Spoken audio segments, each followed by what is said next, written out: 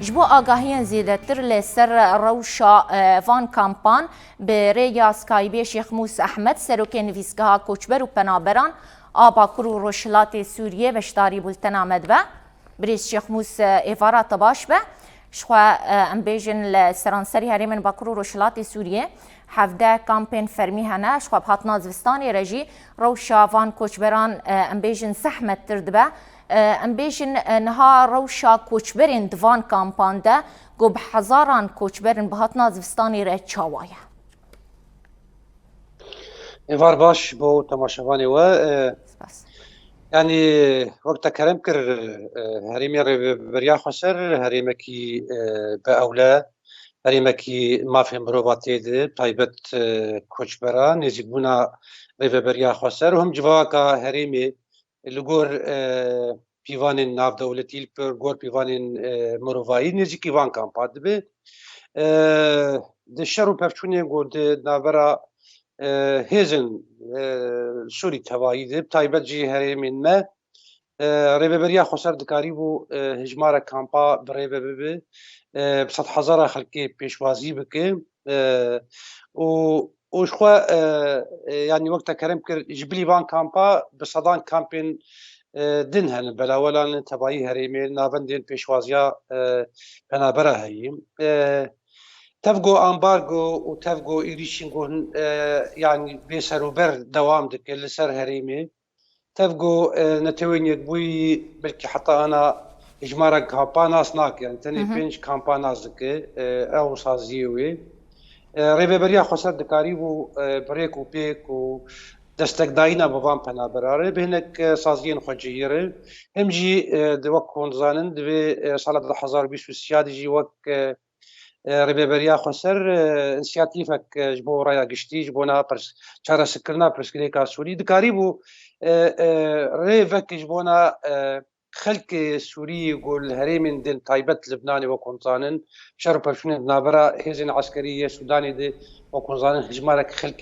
سوري جلوي دريبون بريا خسر بانغاوازيانا توينك كوي كيرغو وحتى انا السروي بانغاوازي يعني ابدكارن دستكيبتن اللي تفواجي وكونزانن امبارغو هي كرتنا درجه الكوتشر ايريشن جوهان لسر هريمي شخوا وقت نتوين يقبوي دي شري اوكرانيا دي شري غزة داوي دي جي وقت وانت زانين يعني آلي كاري جي كيم كرتاوي ريبريا خسر دكاري و يعني دستك داينا بكامبار بكي بله بريس شيخ موسى تبحث كر كو نتوين يقبوي تاني بينش كامبان لباكرو روشلاتي سوريا ناست او كامب كي جاننو حتى چه آسته نتوين يقبوي آلي كاريا وان كامبان دكه يعني كامبا تناسكرن سريد يا هولي جبر كامبا كي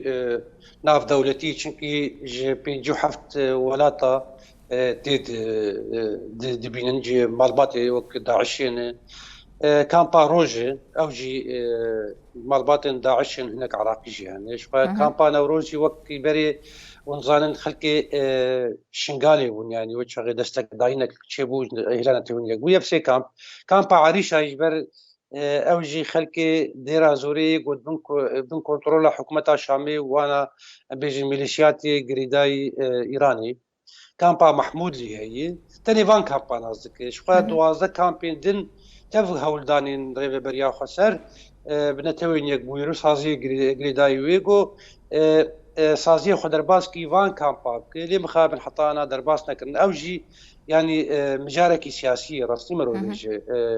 نتوين يقبوي مخابن حتى نزيقونا واني او امبيجن مروفايجي دقلك مجارين سياسيه درباس يعني حكومه شاميه زقلي الوان بك بيجن اف كامب قرك سازي ودرباس نبن شخوا دولتا تركيجي وك عفرين وقت داغ هاد داغر كان مثلا بيج كامب اللي شابه شيبوني جريس بي وسري كان چار كامبين دن هاتنا باكرن يعني ابنه كامب تاني خلقي مي سري كان وجريس بي وعفرينين يعني هاجرنا توين كوي درباز ديما كوي شاغي يعني داغر كرنا تركا جوان هريمي نوار يعني اريدك اللي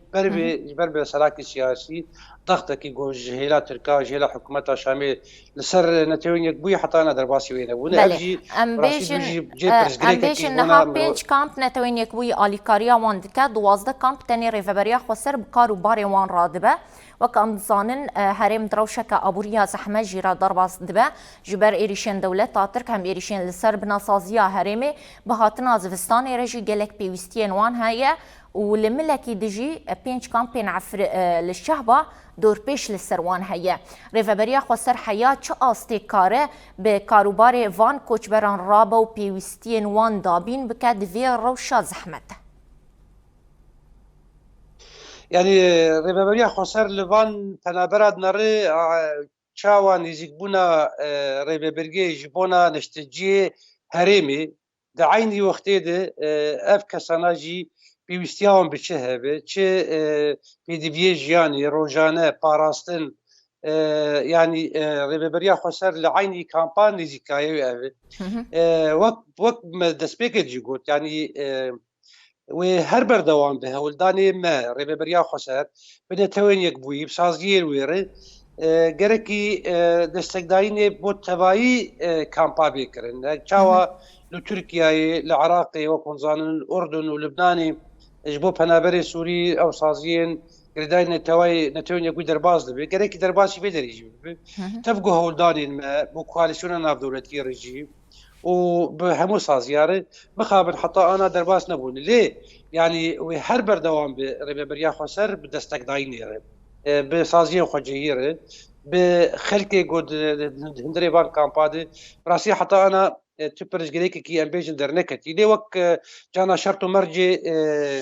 demsala heye ew cî wek zanin zehmetî heye heger civistan be heger havîn bi bijara mesela germê û mesela sermê wan e lê wek rêveberiya xweser ana ji kampar jî madda mazotê jî tê velakirin sobeyê goşbona pêwîst e lê cara jê mijarin gelkî mezin em bêjin guhatina çadirayê meseleyên din li wana bi rastî evana giş tevê pêkirina wek rêk û pêk û destekdayîn evana ji erkê netewên yekbûyî yani dilkû derê binare meselê penabera û kampa gerekî netewên yekbûyî ew verê bibe. بله بريس شيخ موسى جبلي فان حفظان قال كامبين رخصتن كري وكوشبر وبنابر لحرمين باكور وروشلاتي سوريا هنا هجمارا وان كسان تقاصوا لكودري بلافبونه. دەستپێکە ئالۆزا سووری حتا ئانا لەگۆر ئامارێ دەستێ مەدە دێزی مەلیۆنێک ئینسان هەگەر مەلیۆنێک حتا نزیکی مەلیۆن و سەد ئەم بێژن کەس هەرێمێن ڕێبەریا خۆسەر هاتن بژیکردن ینی ئەبێ گۆژندرێ سووری گۆ ئەم بێژن هاتنێ یا ji herêmên got hatin dagirkirin jîla dewleta Tirkî ji ber vê yanî هجماري كامبين بلاولا براسيجي برن يعني بجايا ديرا زوري هجر ديرا زوري وكونزانن هريماش روجلات وروجابا هي بدهان كامبين نري خستنكري هي شغل رقا بيجي وسي كامب هنا دردورا رقا هنا وانا هولداري ما هبون جو ام وان كومي يعني بيجن كامبكي دواس سيابك دستا داينك مرشي يعني براستي لطبقه يعني هجمارك كامبي بلاولا ونافندين بيشوازي وكونزان جيد بستانا دورده يعني قال من بيجي عيني ولوي الشهبه يعني نتني بينش كامب كنت بيجي خلكي ما يعرفنيش باجاري نقول ودك دهن قندو باجاري ودك احرز بهجر فافيني بهجر اقرح بهجر ترفعت وانا باجرنا جي وكون ظنن خلكي ما يعرفنين ودري بجيبو نجبر ويجي حطانا هولدان تركا هني دخازوي هريبي جي داغ كربك خلكي جوردك كوتشول انا بندي حسكي وكون ظن حتى انا القلق دبستانا خلكي ما يسري كاني وغريسبي هروها تلتمر ودربيسي وعامودي وقامش وبراستي يعني افانا اف خلكي ما يجريسي بي لفان جاب بلا بوني جبربي يعني هجمار فري بر وبراستيجي آلي كارياغو هات بيشكشكرن بر لوازه سيرفي تاني قرتنا درجية الكوتشر قفل عوتا تركي قال لك مجارين دنهن براستيجي اويا دبي استانغ و بيشاري ببريا خسر بو دستك داينا بفان كامبين جو هن بله گلک سپاس شیخ موسی احمد سروک نویسگاه کوچبر و پنابران آره و بریا خسرا با کرو روشلاتی سوریه گلک سپاس جبو بشتار بوناته